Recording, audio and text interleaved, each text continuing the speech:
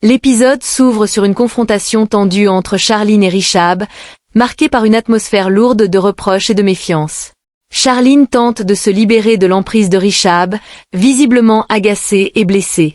Elle exprime son incompréhension face à l'attitude de Richab, persuadée qu'il est injustement en colère contre elle uniquement parce qu'elle a porté plainte contre Prita. Elle tente de se justifier avec insistance, affirmant qu'elle n'a fait que révéler la vérité et que, même si elle ne l'avait pas fait, quelqu'un d'autre aurait fini par accuser Prita. Pour elle, la culpabilité de Prita est évidente et incontestable. Mais Richab refuse catégoriquement de l'écouter. Son ton est ferme, presque tranchant. Il lui demande de se taire et rejette totalement ses accusations. Charline, troublée par sa réaction, insiste encore et affirme qu'elle a vu de ses propres yeux Prita tenter de tuer Maïra. Pourtant, Richab reste inébranlable. Sa confiance en Prita est absolue, profonde, presque sacrée. Il lui explique que cette confiance ne date pas d'hier et qu'elle ne changera jamais. Pour lui, faire confiance signifie s'engager pour la vie entière. Il se sent blessé par les paroles de Charline, comme si elle remettait en cause ses valeurs les plus fondamentales. Avec gravité, il la met en garde. Il lui fait comprendre que ces accusations ne détruisent pas seulement l'image de Prita, mais menacent aussi l'équilibre de leur propre mariage. Sa loyauté envers Prita est si forte qu'il affirme qu'elle dépasse même celle de Karan. Charline, stupéfaite, lui demande pourquoi il protège autant Prita. Alors Richab dévoile la racine profonde de son attitude. Il évoque son père malade, contraint d'abandonner ses responsabilités après un arrêt cardiaque. Encore très jeune à l'époque, il avait dû reprendre les rênes de l'entreprise familiale et assumer le rôle protecteur de la famille. Dans son esprit, défendre Prita, leur belle-fille, revient à honorer ce devoir et à agir comme son père l'aurait fait. C'est une responsabilité morale qu'il porte avec fierté et détermination. Finalement, il s'éloigne, laissant derrière lui une Charline déstabilisée mais loin d'être vaincue. Pendant ce temps, ailleurs dans la maison, une scène plus intime se déroule. Karan, blessé à la tête, est soigné avec douceur par Prita. Il l'observe attentivement, troublé par son dévouement. Il ne comprend pas pourquoi elle prend autant soin de lui, pourquoi elle semble si inquiète pour lui. Lorsqu'elle lui répond simplement que c'est parce qu'il est son mari, il rejette cette explication. Il sent qu'il y a quelque chose de plus profond, de plus sincère, qu'elle ne veut pas exprimer. Prita tente de détourner la question en disant qu'elle est simplement ainsi avec tout le monde, qu'elle se soucie naturellement des autres. Mais Karan ne la croit pas. Il perçoit un non-dit, une émotion cachée. Alors Prita retourne la situation. Elle lui demande pourquoi elle n'est pas en colère contre lui, pourquoi elle ne lui en veut jamais malgré tout ce qu'il traverse. Elle lui fait comprendre, avec douceur mais intensité, que la question et la réponse sont les mêmes, et que cette réponse, c'est lui. L'atmosphère devient chargée d'une émotion silencieuse, presque fragile, comme si un sentiment profond tentait de se révéler sans oser éclore. Ce moment est brusquement interrompu par l'arrivée joyeuse de Janki, qui appelle tout le monde avec enthousiasme. Elle a préparé un gâteau pour la première fois et souhaite le partager avec eux. Sa joie apporte une lumière chaleureuse qui contraste avec les tensions précédentes. Mais dans l'ombre, Charline rumine. Seule avec ses pensées, elle se sent incomprise et rejetée.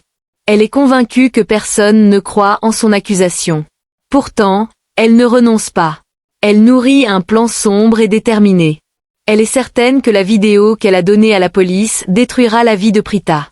Elle se promet que tous finiront par voir ce qu'elle voit, que la vérité éclatera sous leurs yeux.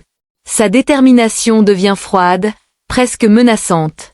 Elle est prête à tout pour éliminer Prita de son chemin. Au salon de la maison Aurora, l'ambiance est festive. Le gâteau symbolise le soulagement et la joie du retour de Prita après son passage en prison. L'émotion est douce, familiale, sincère.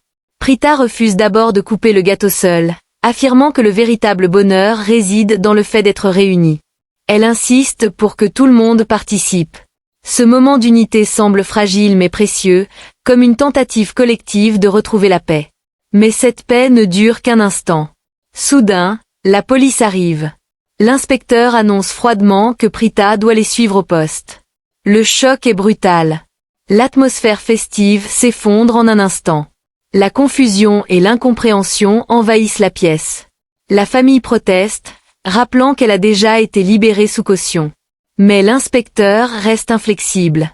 De nouvelles accusations ont été déposées contre elle, notamment pour tentative de meurtre contre Maïra. Prita, bouleversée, nie tout avec désespoir. Elle affirme son innocence, sa voix tremble, ses yeux se remplissent de larmes. Elle comprend que cette fois, personne ne viendra peut-être la sauver. La peur l'envahit, lourde, écrasante. Elle supplie qu'on la laisse tranquille, qu'on ne l'emmène pas à nouveau. Pendant ce temps, au téléphone, Maïra entend l'arrestation et s'effondre émotionnellement, détruisant la chambre de Karan dans un accès de douleur et de rage incontrôlée. Plus tard, chez les Luttra, la tension est vive et les émotions bouillonnent sous la surface. Charline confronte Maïra avec irritation et incompréhension. Elle lui reproche son comportement impulsif et presque désespéré envers Karan. À ses yeux, se disputer avec lui de cette manière est inutile et ne peut rien lui apporter. Mais Maïra, agitée et troublée, ne sait plus comment réagir. Elle explique qu'elle n'a pas reçu d'explication directe de Karan, seulement un appel étrange, un appel au cours duquel elle a entendu une voix annoncer que la police emmenait Prita au poste. En entendant cela, Charline comprend immédiatement la situation. Elle réalise que la police s'est rendue chez Prita et qu'elle a été arrêtée une nouvelle fois. Un sourire de satisfaction froide traverse alors son esprit. Pour elle, c'est la confirmation que leur plan fonctionne parfaitement. Elle déclare avec un calme glacial qu'elles ont gagné. Maïra ressent à la fois un soulagement et une excitation nerveuse, comme si la chute de Prita marquait enfin leur victoire tant attendue. Pendant ce temps, au poste de police, l'atmosphère est lourde et oppressante. Prita est enfermée derrière les barreaux, isolée, fragile mais digne. Charla, profondément convaincue de l'innocence de sa fille, parle à Karan avec gravité. Elle lui dit que s'il croit sincèrement en la vérité de Prita, alors il peut aller la voir. Mais si le doute existe dans son cœur, alors il n'a pas le droit de la rencontrer. C'est un test de foi, presque un défi moral. À la maison des Luttra, la fête d'anniversaire se poursuit pourtant comme si de rien n'était. La célébration contraste violemment avec la tragédie qui se déroule ailleurs. Maïra remarque que Charline observe son mari avec une intensité étrange. Charline avoue qu'elle essaie de comprendre pourquoi Prita et sa famille semblent inspirer plus de confiance que la leur. Elle se demande comment Richab réagira lorsqu'il découvrira que la police a trouvé de nouvelles preuves contre Prita. Maïra s'inquiète qu'on découvre le rôle de Charline dans cette affaire, mais Charline reste sereine, presque amusée. Elle affirme que Richab ne pourra que crier de colère, et elle avoue même aimer cette colère. Dans son esprit, celui qui a détruit le bonheur des autres ne mérite jamais d'être heureux. Sa détermination devient presque obsessionnelle, nourrie par une soif de justice, ou peut-être de vengeance. De retour au poste, la tension monte encore. Charla insiste auprès de Karan. S'il croit en la sincérité de Prita, il peut la voir. Sinon, il doit rester à l'écart. Karan exige de voir la vidéo présentée comme preuve contre elle. Mais l'inspecteur refuse catégoriquement. Il lui rappelle que sa célébrité ne lui donne aucun privilège. Puis il révèle l'origine de la preuve. Charline Luttra. Cette révélation provoque un choc brutal. Le silence devient lourd, presque irréel.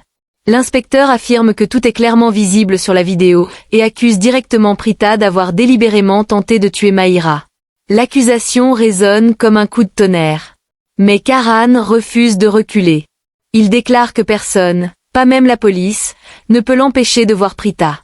Avec détermination, il se dirige vers sa cellule. Lorsqu'il arrive devant elle, Prita perçoit immédiatement la tristesse dans son regard. Malgré sa propre détresse, elle s'inquiète pour lui. Elle sent qu'il est troublé par les accusations et par ses sentiments. Mais Karan lui parle avec une intensité protectrice. Il lui dit de ne pas sacrifier sa vie ou son bonheur pour les sentiments de quelqu'un d'autre. Puis il lui fait une promesse forte, presque solennelle. Il ne la fera pas sortir sous caution, il la fera acquitter. Il promet de prouver son innocence. Et il s'éloigne, laissant derrière lui une lueur d'espoir fragile dans les yeux de Prita. Pendant ce temps, chez les Luttra, la fête continue dans une atmosphère artificielle. Karina présente son amie Ramona et sa fille Maïra devant les invités, tentant de maintenir les apparences.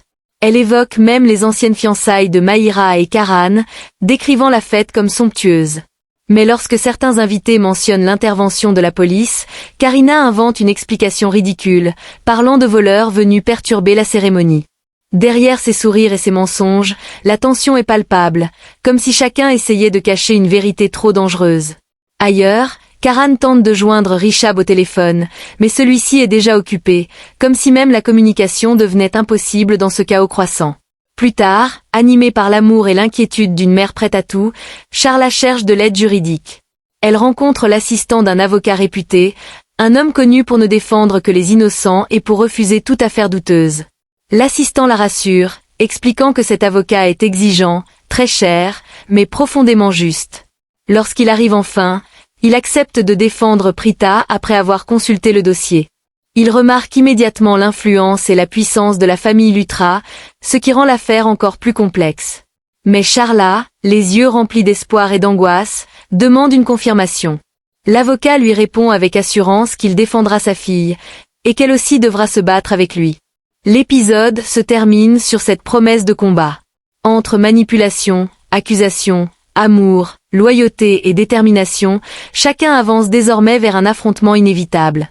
L'ombre de la vérité plane sur tous, et personne ne sait encore qui en sortira brisé.